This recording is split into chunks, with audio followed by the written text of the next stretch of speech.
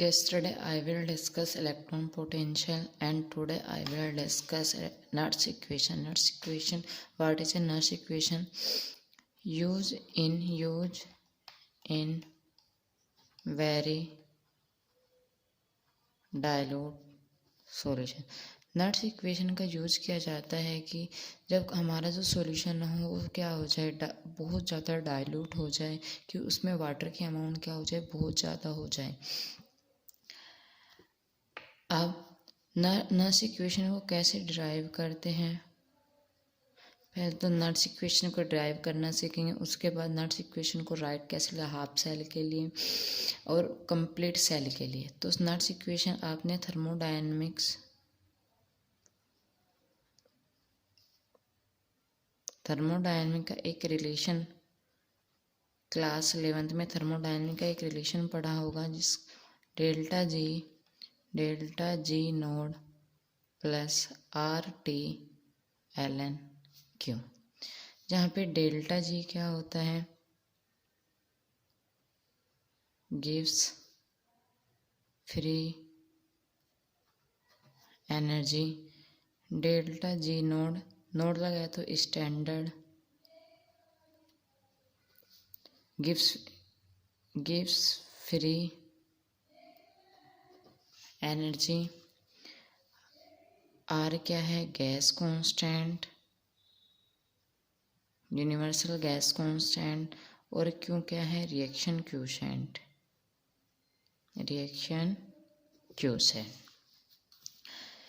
अब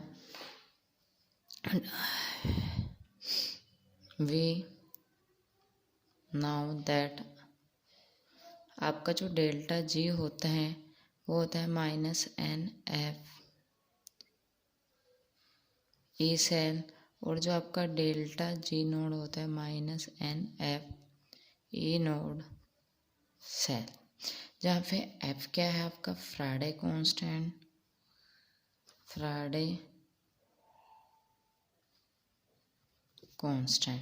ई क्या है आपका EMF ऑफ सेल। आप इसे इक्वेशन नंबर 1 मान लीजिए। अगर मैं डेल्टा जी की वैल्यू इक्वेशन 1 में पुट आउट करती हूँ, delta G value put out equation 1, तो आपका इक्वेशन क्या है, -NF E cell -NF E naught cell plus RT ln Q। अब इक्वेशन नंबर 2, इक्वेशन 2 को अगर मैं इक्वेशन टू डिवाइड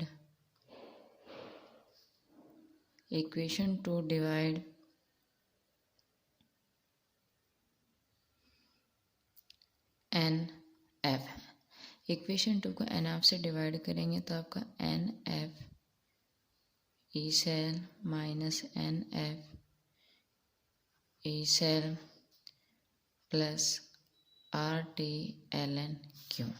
अब इक्वेशन 2 को -NF से डिवाइड करेंगे तो नीचे क्या -NF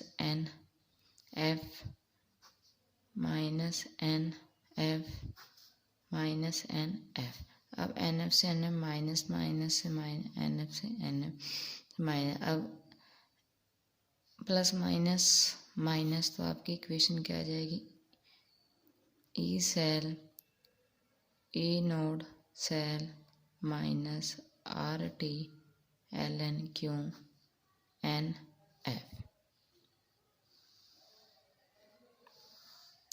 जहाँ पे R क्या है आपका गैस कांस्टेंट, T क्या है आपका टेम्परेचर, Q क्या है आपका रिएक्शन कोएफिशिएंट, N क्या है आपका टोटल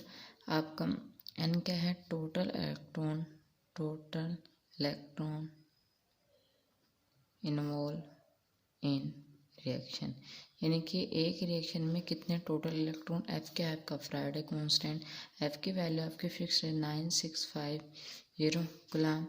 Q क्या है आपका रिएक्शन कांस्टेंट, इसका मतलब क्या है, कंसंट्रेशन ऑफ प्रोडक्ट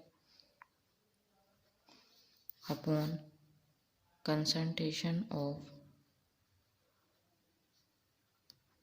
रिएक्टेंट। अब नट्स इक्वेशन को अब ड्राइव करते हैं। अब आर क्या है आपका यूनिवर्स है, जिसकी 8.314 की वैल्यू टेम्परेचर में 298 केल्विन इक्वेशन में लिख दो। फ्राइडे की वैल्यू 96500 ग्राम। तो आपका आर की वैल्यू आपकी कांस्टेंट होती है, टी आपका 298 है, एन आपका तो रिएक्शन के अकॉर्डिंग एफ आपका कांस्टेंट। तो आप इन सारे वैल्यू को इसमें पुट आउट करने के, और जो आपका नेचुरल लॉग है, नेचुरल लॉग, इसे अगर मुझे log 10 में कन्वर्ट करना है, log 10 में करना है तो मल्टीप्लाई किसे करती पूरे इक्वेशन को इससे मल्टीप्लाई कर, सारी वैल्यू पुट आउट करने के बाद मेरे पास इक्वेशन आएगी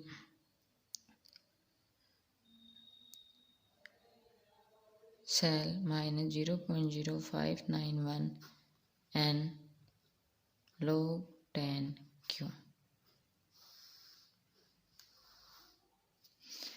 अब ये आपकी है नट्स इक्वेशन, नट्स इक्वेशन एट 25 डिग्री सेल्सियस। जो आपकी नट्स इक्वेशन है वेरिएबल टेम्परेचर किसी भी टेम्परेचर पे वेरिएबल है, लेकिन आपकी जो इक्वेशन है ओनली वेरिएबल है 25 डिग्री सेल्सियस से 90 डिग्री केल्विन टेम्परेचर। अब मेरे पास एक हाफ सेल रिएक्शन है,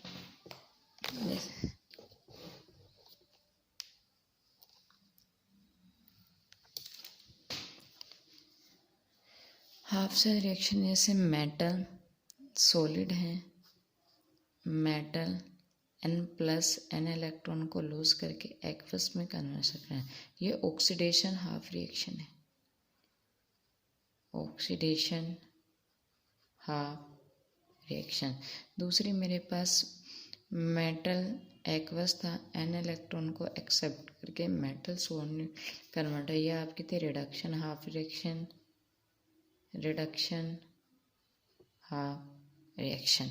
अब आप इस नट्स इक्वेशन को हाफ सेल के लिए भी राइट कर सकते हैं और कंप्लीट सेल रिएक्शन के। तो सबसे पहले मैं हाफ सेल के लिए रिएक्शन को राइट कर रही हूँ। मैं ऑक्सीडेशन पोटेंशियल या रिडक्शन पोटेंशियल उसमें हाफ सेल रिएक्शन लेंगे तो आपका क्या हो जाएगा, E cell E naught cell. अब मैं रिडक्शन पोटेंशियल क्या है, तो रिडक्शन पोटेंशियल किसका लूँगी कि मेरे पास Mn+ एक्वस मेटल है, M सॉलिड में कन्वर्ट हो रहा है। इसका आपको क्या लेना होगा, रिडक्शन पोटेंशियल -0.0591। अब N आपका क्या है, N इलेक्ट्रॉन है।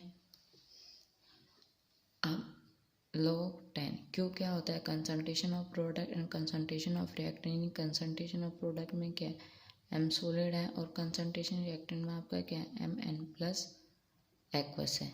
जब भी आपकी किसी कंसंट्रेशन सॉलिड आए, अगर सॉलिड आपकी कोई कंसंट्रेशन है तो उसे क्या लेते हैं, यूनिटी लेते हैं। तो आप सॉलिड की जगह क्या पुट आउट करें, 1। तो आपकी हाफ सेल के लिए इक्वेशन क्या बन जाएगी,